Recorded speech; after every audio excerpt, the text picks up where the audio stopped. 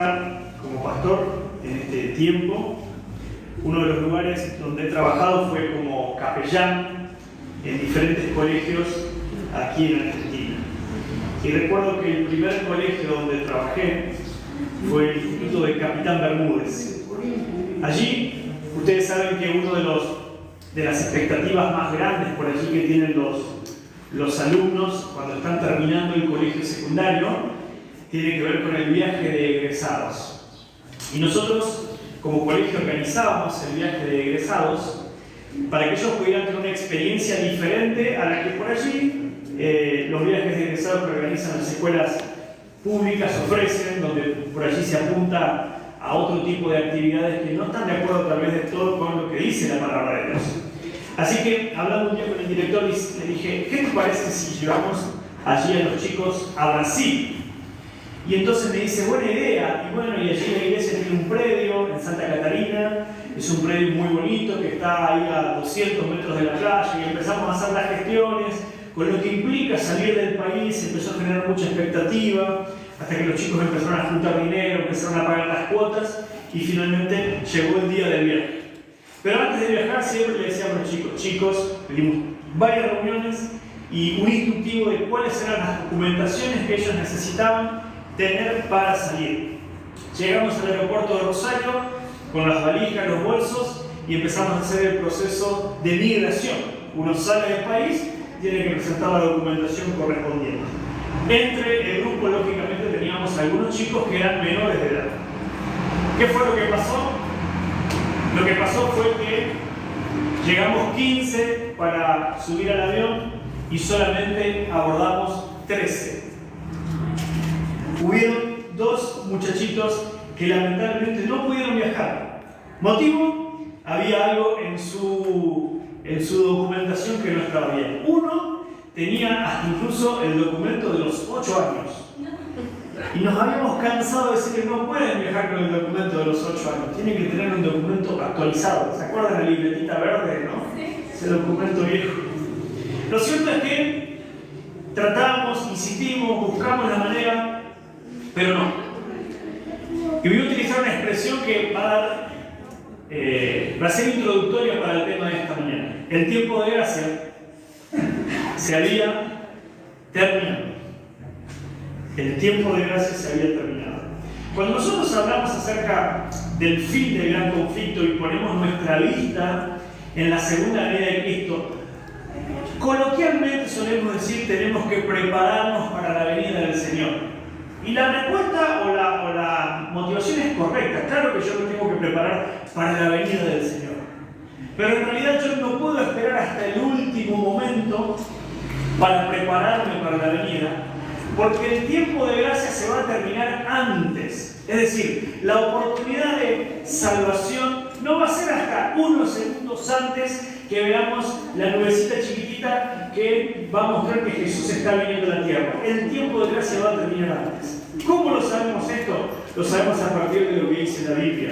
Así que yo los invito a que ustedes puedan abrir allí en el libro de Lucas. Porque cuando el Señor Jesús habló acerca de su venida a esta tierra, Él comparó ese evento con dos hechos que sucedieron en el pasado. Dice Lucas capítulo 17, versículo 26 hasta el 30. Lucas capítulo 17, versículo 26 hasta el 30. Dice lo siguiente: como fue en los días de Noé, así también será en los días del Hijo del Hombre.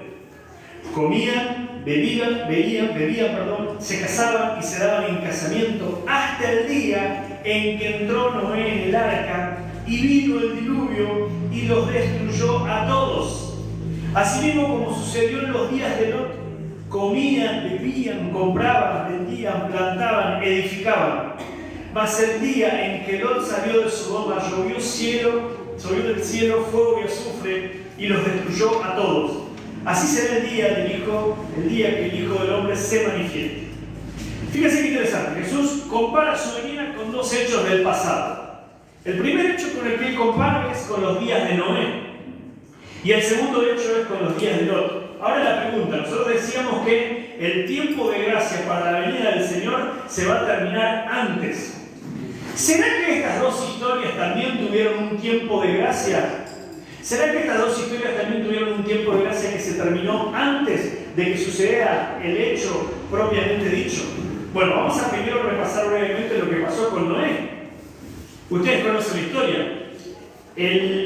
La humanidad en ese momento se había descarriado completamente. Dice que Dios se dolió en su corazón de haber creado al hombre. Era terrible los hechos pecaminosos que se daban en aquella época. Pero hay un versículo allí en Génesis que dice: pero Dios halló gracia en los ojos de Noé. Así que le pidió a Noé que construyera un arca. Esta construcción duró 120 años. Y durante estos 120 años Noé no solamente predicaba con su ejemplo, sino que además predicaba con la construcción de un barco en un lugar donde nunca había llovido. Porque Génesis dice que hasta ese momento nunca había llovido sobre la tierra. Subía un vapor que regaba la tierra. Pero ¿qué pasó? Llegado el tiempo, o finalizándose ya el tiempo de la gracia, un día sucedió una señal que marcó el fin de ese tiempo de gracia. Y esa señal fue que cuando Noé terminó de construir ese barco, los animales en perfecto orden, no todos los animales, en perfecto orden empezaron a ingresar en el arca. De los animales limpios, como los califica la Biblia, entraron 7 parejas. Y de los animales impuros entraron solamente una pareja de cada uno. ¿Sí? Así que lo interesante es que los animales solitos en perfecto orden empezaron a dirigirse hacia el arca, y la gente que estaba allí no dimensionó que algo iba a pasar. Porque era extraño primero que Noé construyera un arca, pero lo más extraño era que los animales entraran de esa manera. Entraron al arca y dice la Biblia que la puerta se cerró después de que entró el último animal. Pero lo interesante es que entró el último animal, la puerta se cerró y comenzó a llover inmediatamente. No. El libro de Génesis dice que pasaron 7 días hasta que cayó la primera gota. En ese periodo de tiempo, el destino de cada persona ya estaba decidido. Los que estaban dentro del arca, Noé y su familia, esas 8 personas, ya no podían bajar del arca, porque fue el mismo Dios quien cerró la puerta. Y los que estaban afuera ya no podían entrar. No había llovido todavía, no había venido el juicio de Dios, pero el destino de cada uno de ellos estaba sellado. El tiempo de gracia se cerró antes. Ahora, ¿qué pasó en relación a la historia que también Jesús comenta con Lot? Vamos a ir a Génesis, porque aquí nos vamos a detener un poquitito más. Génesis capítulo 19. Porque aquí hay algunos elementos que son interesantes que nosotros entendamos, que arrojan luz de cómo se va a llegar al fin de este conflicto. Fíjense qué interesante. En el capítulo 18, antes de meternos de lleno en el capítulo 19, mi Biblia dice allí a partir del versículo 16, hay un título que dice: Abraham intercede por Sodoma. Conocemos cómo eran Sodoma y Gomorra. Eran ciudades totalmente apartadas de Dios, habían caído en pecado, en idolatría. Era desastroso lo que se vivía en aquella época. Entonces Dios decide, por causa de esta situación, destruir esta ciudad. Pero antes de que llegue la destrucción, dice allí el texto bíblico que había alguien que estaba intercediendo. ¿No les parece eso algo similar con lo que nosotros estamos viviendo en este tiempo?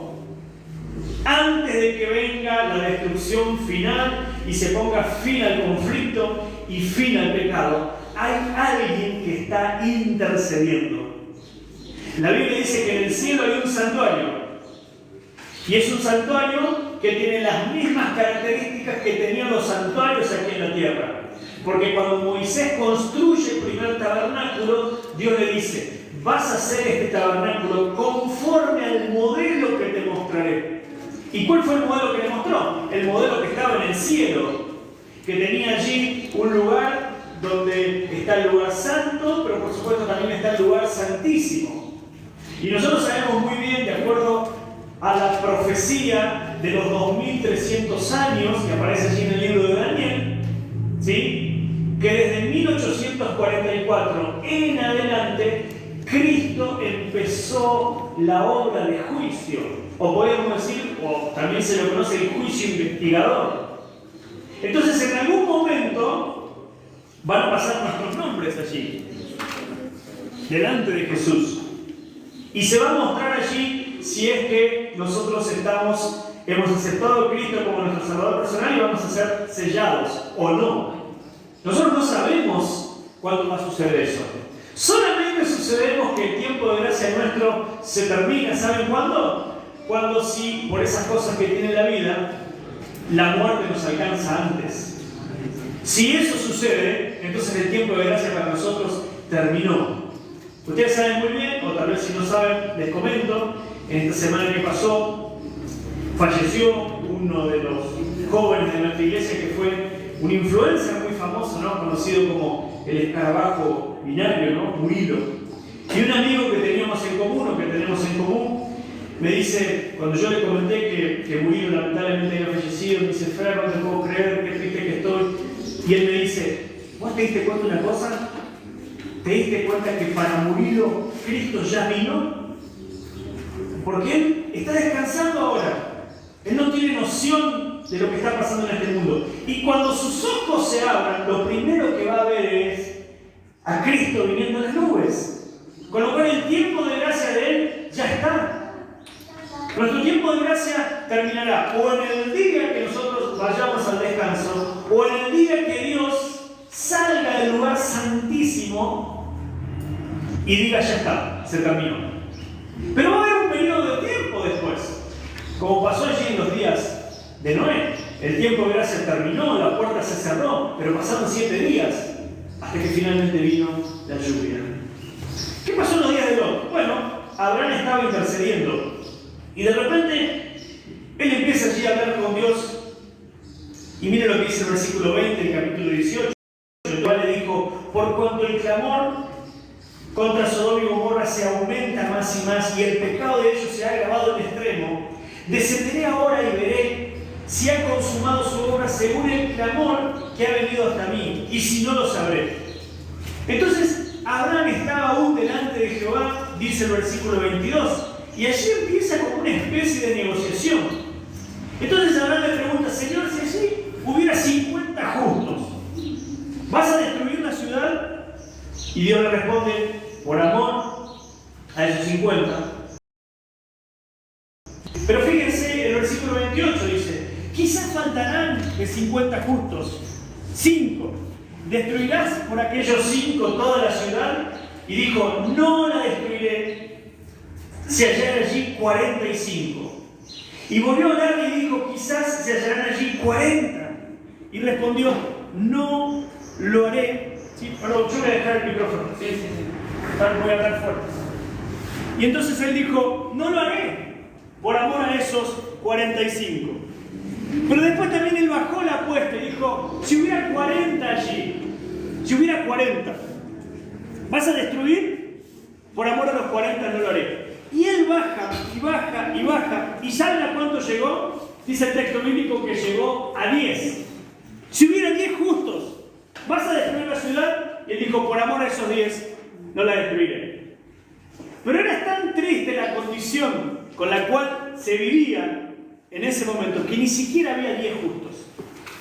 Abraham deja de interceder, y este es un detalle menor. Abraham deja de interceder, y cuando Abraham deja de interceder, el destino de los habitantes de Sodoma y Gomorra ya estaba marcado. Ya no había vuelta atrás, porque se acabó la intercesión. ¿Qué sucede inmediatamente? Capítulo 19. Y esto es un detalle muy importante. Llegaron a Sodoma y a Gomorra, ¿quiénes? 2 ángeles. Y esto es un detalle muy importante. ¿Quiénes son los que traían la destrucción para Sodoma y Gomorra? Los juicios de Dios. Eran los ángeles, ¿sí? Y ya vamos a ver y vamos a hacer una comparación con aquellos que traerán las plagas en el tiempo del fin. Entonces dice que Lot estaba esperándonos en la puerta a estos ángeles Y estos ángeles llegaron a la caída de la tarde. ¿Y qué fue lo que dijeron? Tranquilo, Lot, nosotros vamos a dormir aquí en la plaza. Y ellos le dijeron, Lot le dijo, se ve que ustedes no conocen mucho cómo es Sodoma, así que los convenció para traerlos a la casa, porque era peligroso. Y entraron a la casa. Pero resulta que cuando ellos se estaban disponiendo para dormir, habían tal vez tomado una cena, habían allí charlado un ratito con Lot y con la familia, ellos se disponían a dormir. ¿Pero qué fue lo que pasó? Llegó un grupo de personas y golpearon la puerta de la casa de Lot. Y le preguntaron, estos varones que llegaron a tu casa, ¿quiénes son? Y el versículo 5 dice, sácalos para que los conozcamos.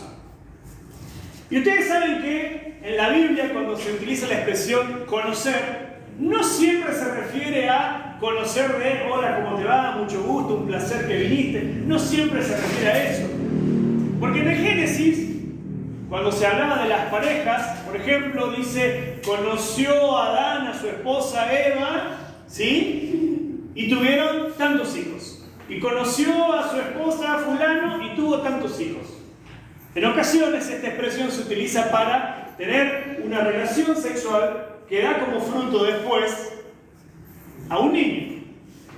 Cuando estos habitantes que estaban tan desviados le dijeron a Lot, sácalos para que los conozcamos, no era para darle una cálida bienvenida, sino que ellos querían tener intimidad con estos varones. Fíjense a qué punto habían llegado los habitantes de Sodoma.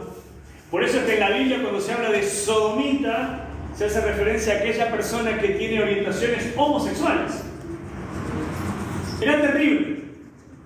Entonces, en ese momento, Lot trata de defender a los ángeles como él podía, con los recursos que tenía, y le decía, por favor, no le hagan daño a estos varones. Él sabía que eran seres celestiales, y estuvo dispuesto aún a sacrificar a sus propias hijas.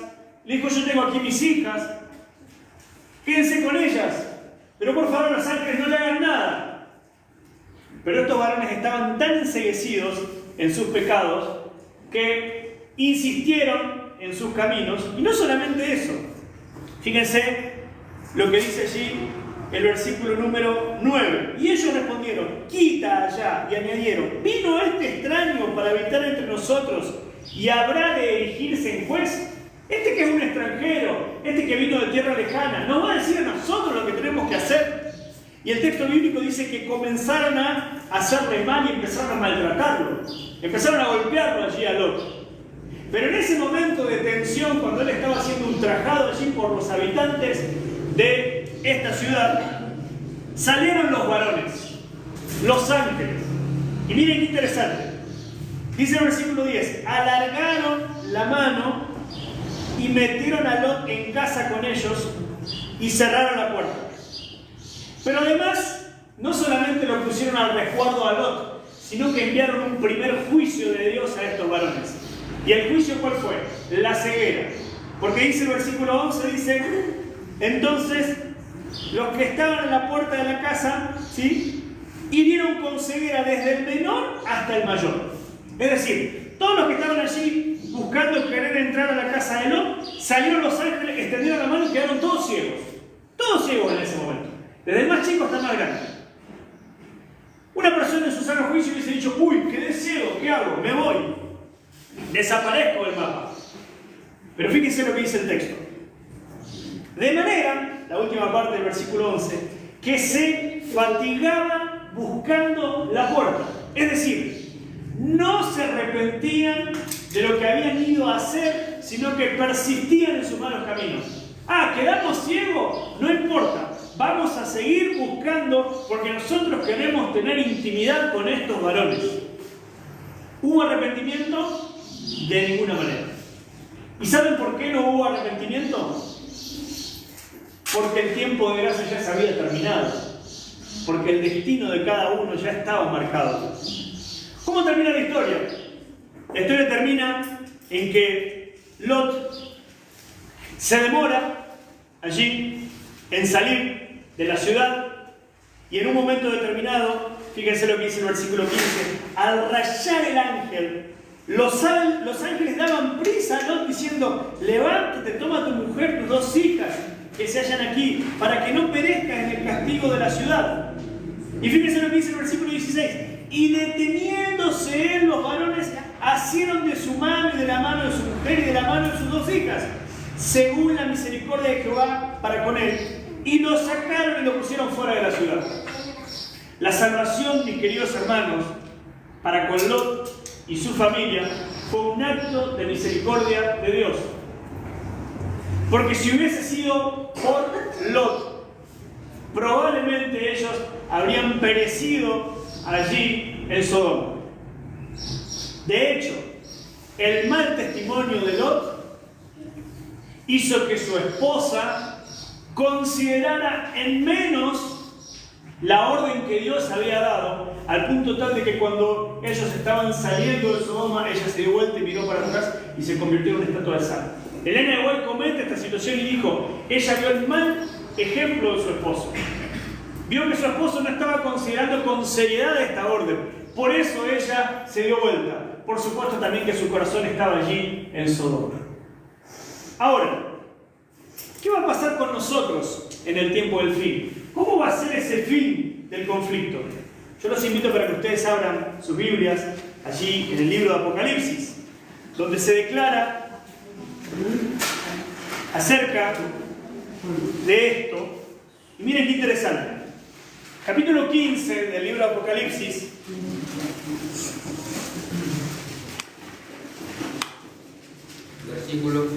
Versículo 1 dice: vi en el cielo otra señal grande y admirable, 7 ángeles que tenían las 7 postreras plagas, porque en ellas se consumaba la ira de Dios. En el tiempo del fin, antes de que venga Cristo y caigan las 7 plagas, ¿quiénes son los que van a traer los juicios de Dios? Los ángeles. En el tiempo de Lot, ¿quiénes traían los juicios de Dios? ¿Quiénes trajeron los juicios de Dios? Los ángeles. Pero fíjense qué interesante. ¿Cómo sabemos que el tiempo de gracia para cuando los ángeles traigan los juicios ya terminó? Bueno, la historia de Lot fue cuando Abraham dejó de interceder. Cuando Abraham dejó de interceder, el tiempo de gracia ya había terminado, porque ni siquiera había 10 justos. Pero fíjense qué interesante. El capítulo 15, el versículo 8 dice: y el templo se llenó de humo por la gloria de Dios y por su poder, y nadie podía entrar en el templo hasta que se hubiesen cumplido las 7 plagas de los 7 ángeles. Cuando los ángeles salen del templo llevando las 7 plagas, dice el texto bíblico que la gloria de Dios llenó el templo. Y cuando la gloria de Dios llena el templo, nadie podía entrar. Ahora, qué interesante, esto en algún momento sucedió en el pasado. Si ustedes se fijan, por ejemplo, en el primer libro de Reyes, en el capítulo número 8, el versículo 10, primer libro de Reyes,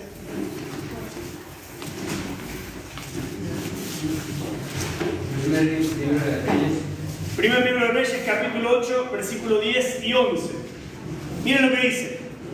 ¿Qué pasaba cuando la gloria de Dios llenaba el templo? Dice: y cuando los sacerdotes salieron del santuario, la nube llenó la casa de Jehová. Y cuando la nube llena la casa de Jehová, ¿qué dice el versículo 11? Los sacerdotes no pudieron permanecer para ministrar por causa de la nube, porque la gloria de Jehová había llenado la casa. ¿Qué quiere decir esto, mis queridos hermanos? Cuando los ángeles, previo a la segunda venida de Cristo, salgan con las 7 postreras plagas, el tiempo de gracia ya terminó. Y ya no hay oportunidad de pedir perdón. ¿Por qué los habitantes de Sodoma no se arrepintieron? Porque ya no había nadie que pudiera perdonar. Ahora fíjense qué interesante. Volvamos a Apocalipsis, vamos a leer un último versículo. Apocalipsis dice que cuando los ángeles traen las plagas y llega ya casi al final del gran conflicto, ¿qué creen ustedes? ¿Será que estas personas se arrepienten de sus pecados? Miren lo que dice. Capítulo 16, Dice el versículo 9: y los hombres se quemaron con el gran calor y blasfemaron el nombre de Dios que tiene poder sobre estas plagas. ¿Y qué dice el texto? Y no se arrepintieron. Versículo 11: y blasfemaron contra el Dios del cielo por sus dolores y por sus úlceras, y no se arrepintieron de sus obras. ¿Por qué no se arrepienten? Porque Cristo ya salió del santuario. Y porque ya no hay nadie que perdone. Entonces, cuando nosotros decimos que tenemos que prepararnos para la venida, en realidad no es precisamente para la venida que tenemos que prepararnos. Tenemos que prepararnos para el fin del tiempo de gracia. Y el tiempo de gracia, como fue en los días de Noé, en este caso terminó 7 días antes, cuando la puerta se cerró. Cuando fue en los días de Lot, ¿cuándo terminó el tiempo de gracia? Cuando Abraham dejó de interceder, ya los habitantes de Sodoma ya estaba marcado su destino. Y en el caso nuestro, no vamos a tener la oportunidad de salvación hasta el último día. Va a terminar un tiempo antes. ¿Sabemos cuándo? No lo sabemos, pero un tiempo antes va a terminar. Lo que sí sabemos es que en algún momento, Jesús está allí ahora en el santuario, en algún momento va a pasar mi nombre, ¿no? Fernando Uriarte. Y Cristo va a decir, salvo o no salvo, ¿no? Y ahí colocará su sentencia. Y va a pasar allí Moisés Víctor, ¿sí? Salvo o no salvo, ¿no? Qué tensión, ¿no? Qué tensión, ¿eh? Eso que se genera, saber si estamos a la altura. Pero no depende de nuestras obras. Depende de que hayamos aceptado a Jesús como nuestro Salvador personal. Pero depende también que vivamos a la altura de las enseñanzas que Dios tiene para nosotros. Y en esta mañana, nosotros vamos a tener la oportunidad de presenciar el bautismo de alguien que decidió que su nombre esté escrito allí en el libro de la vida. Alguien que dijo, yo voy a aceptar a Jesús como mi Salvador personal, porque cuando mi nombre pase, yo quiero que Cristo ponga su sello y coloque allí la marca de salvo para siempre, salvo para la eternidad. Así que vamos a invitar a Nicolás. Vamos a invitar al hermano Nicolás para que se adelante. Permítanme, yo me voy a poner cómodo.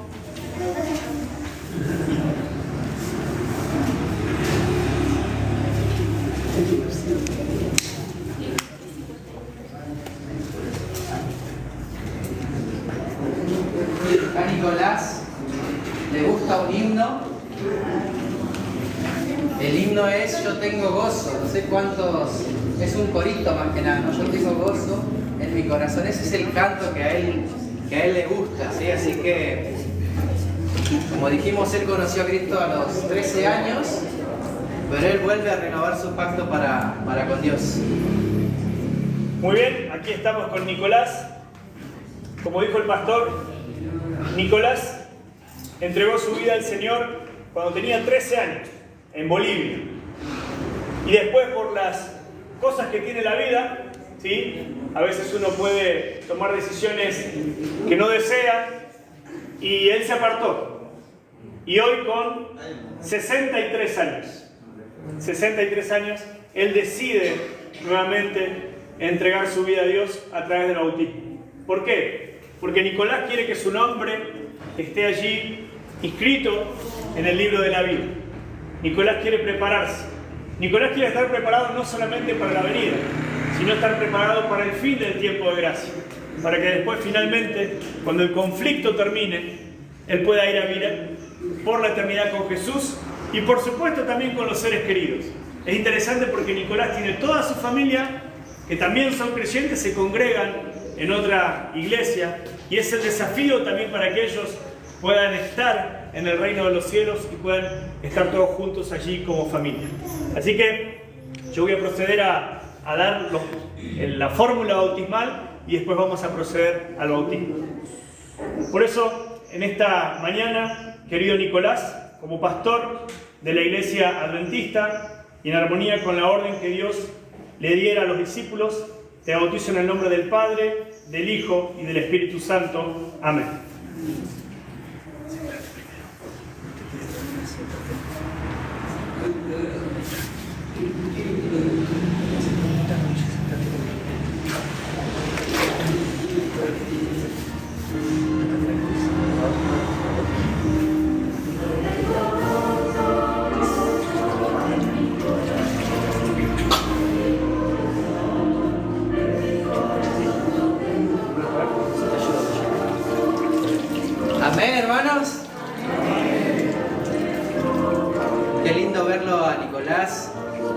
bautizarse, entregar su vida a Cristo y renovar este pacto para con Dios, ¿sí? Ahí la acompañamos.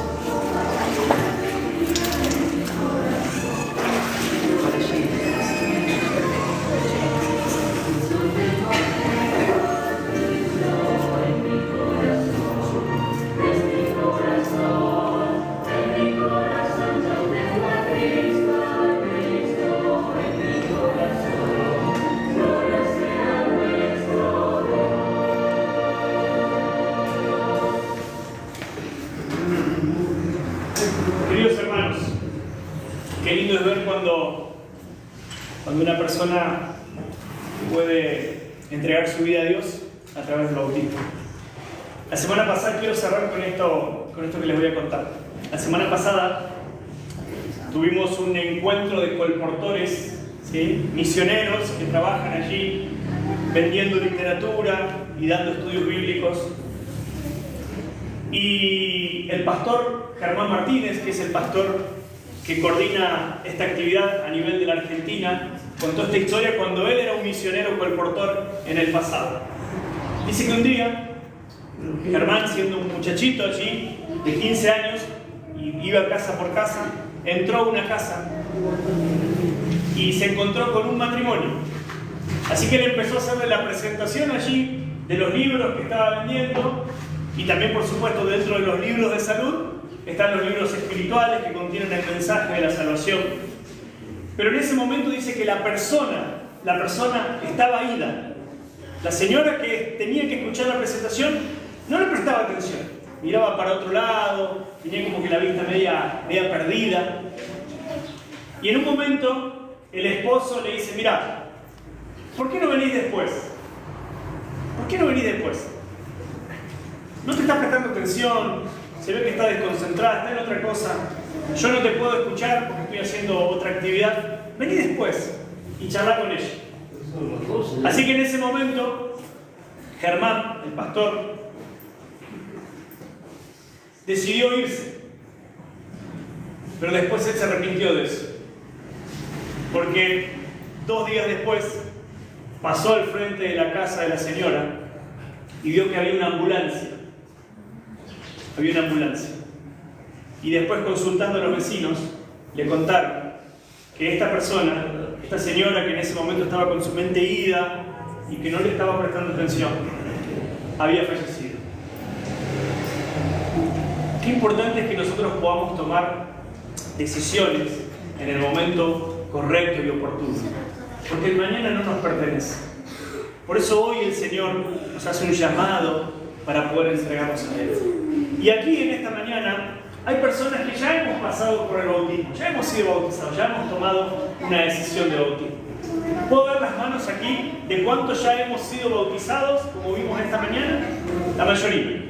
Pero seguramente entre este grupo hay personas que todavía no se han bautizado. Tal vez porque necesitan estudiar la Biblia, tal vez porque necesitan prepararse.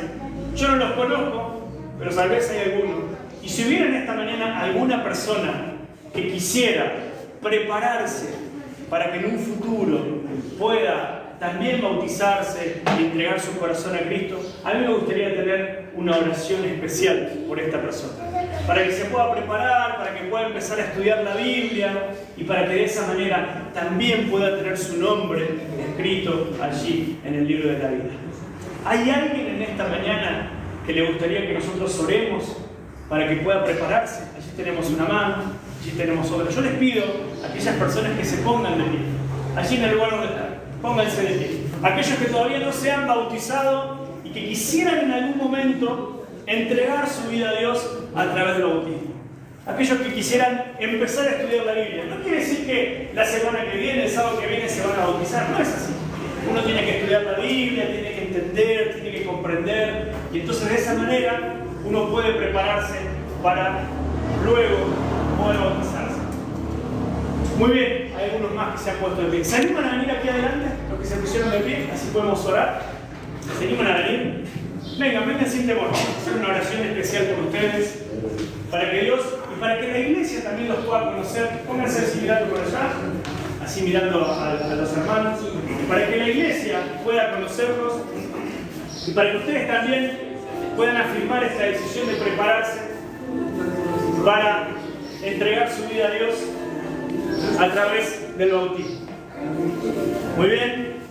No sé si hubiera alguien más en esta mañana que quiera decirle al Señor: Señor, yo también quiero estar en el reino de los cielos.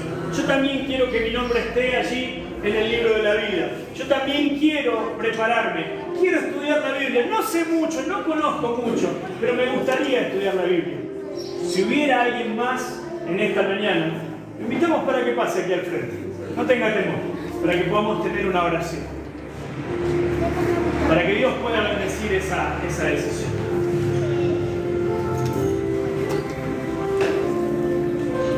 Muy bien.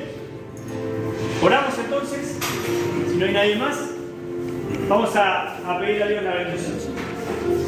Querido Padre que estás en los cielos, queremos darte gracias, Señor, por el bautismo de Nicolás en esta mañana. Pero también darte gracias por estas personas que han pasado aquí en esta mañana, aquí al frente. Son personas que te están conociendo, son personas que están estudiando la Biblia, son personas que también quieren prepararse para tu venida.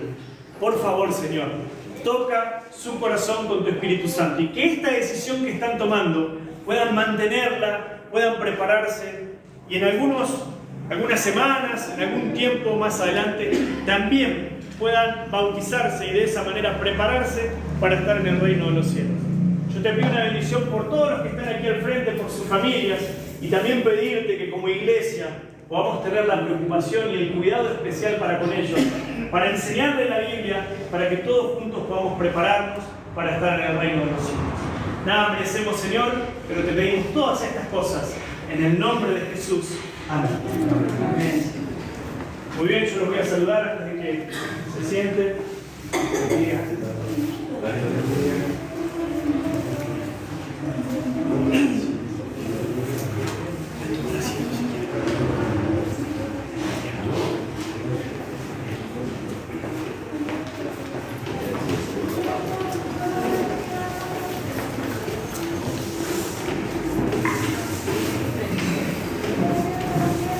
Muchísimas gracias, Pastor, por estos días que nos has acompañado, estas noches. Agradecer también a los presentes. Ya les saqué fotos, así que hay una nueva fecha que es prepararnos para esa fecha en noviembre. ¿Sí? Los que han pasado, sé el deseo y el anhelo que tienen, pero hay una preparación también que uno tiene que hacer. El deseo está y nadie nos quita ese deseo. Así que los animo a seguir orando por esta decisión que han tomado hoy. Y es prepararse.